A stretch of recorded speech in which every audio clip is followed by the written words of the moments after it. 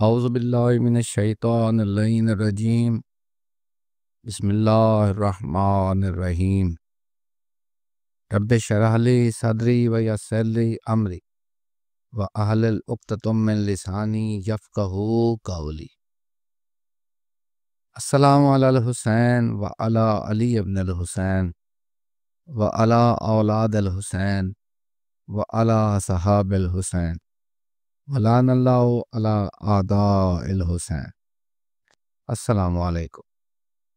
آج جو ہمارا موضوع ہے وہ زمانے غیبت میں، یعنی آج کل جو ہمارا یہ زمانہ ہے، ہم جس میں زندگی گزار رہے ہیں، اس میں شیعوں کا فریضہ قرآن مجید، فرقان حمید اور ائمہ طاہرین علیہ السلام کی روشنی میں مطلب کیا ہو کہ ہم اس غیبت کے دور میں اپنے امام کے لیے کیا کریں۔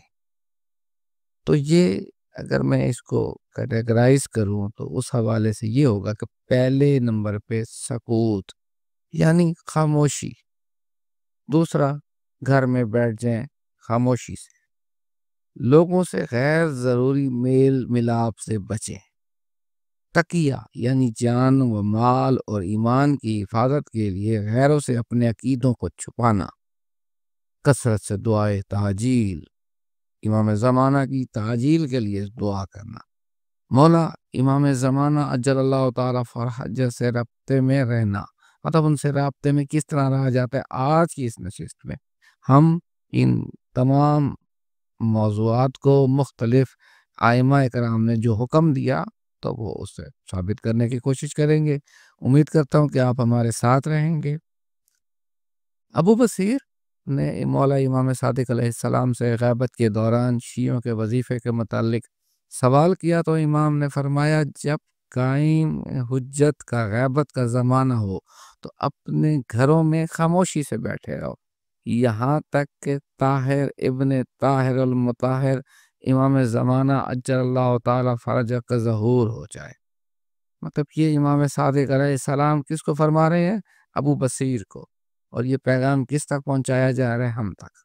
حسین بن خالد نے مولا امام رضا صلوات اللہ علیہ السلام سے روایت کی ہے کہ آپ جناب نے فرمایا کہ جب تک زمین و آسمان خاموش ہیں، تم شیعہ بھی خاموش بیٹھو، ہنگامے مت کرو، اور نہ ہی تمہیں کسی قیام کی اجازت ہے۔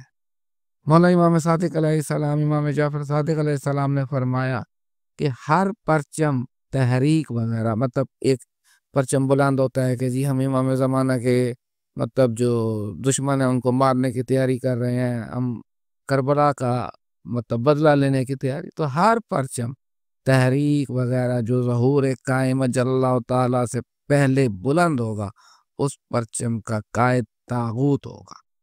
امام صادق علیہ السلام کا یہ فرمان تھا۔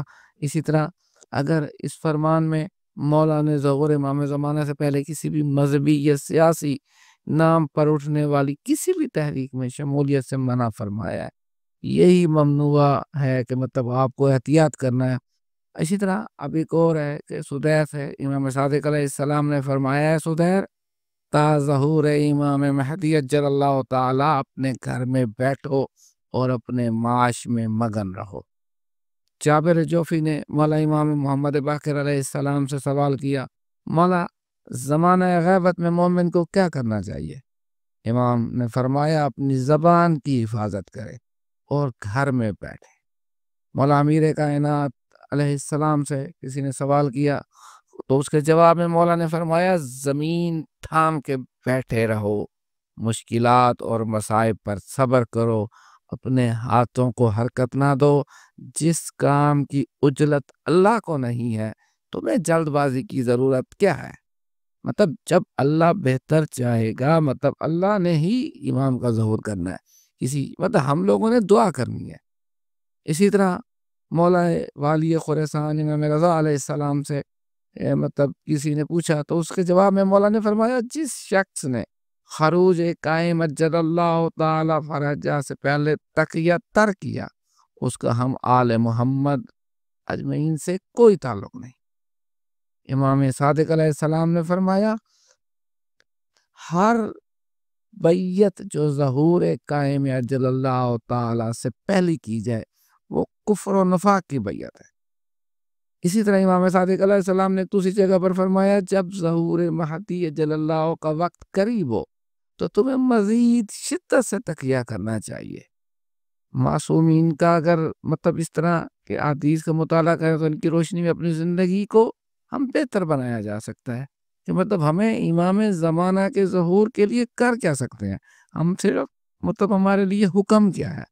تو امام زمانہ اجل اللہ تعالیٰ فرح شریف سے متعدد مطلب ان کے بارے میں یہ ارشادات حکم ہے کہ مولا فرماتے ہیں وَقْصَرُ الدُّعَا بِتَعْجِيلِ الْفَرَجِ، ہمارے ظہور میں تعجیل کی دعا کثرت سے کرو، اسی میں تمہاری مشکلات کا حل ہے۔ مولا امام عسکری علیہ السلام نے فرمایا کہ زمانہ غیبت میں ہلاکت سے وہی شخص بچے گا جو تعجیل ظہور کی دعا کرے گا۔ پروردگار عالم سے دعا ہے کہ ہمارے اس آخری حجت کا، ہماری مشکلات کے منبع کا ظہور جلد سے جلد عطا فرمائے۔ اللہم عجل ولیک الفرج، اللہم عجل ولیک الفرج۔ آپ نے ہمیں وقت دیا، پروردگار آپ کے اس وقت کو عبادت میں شمار فرمائے۔ اس پاک مہینے میں دعا کریں کہ ہمارا وارث جلد ظہور فرمائے۔ اللہم صلی علی محمد و آل محمد وعجل فرج آل محمد۔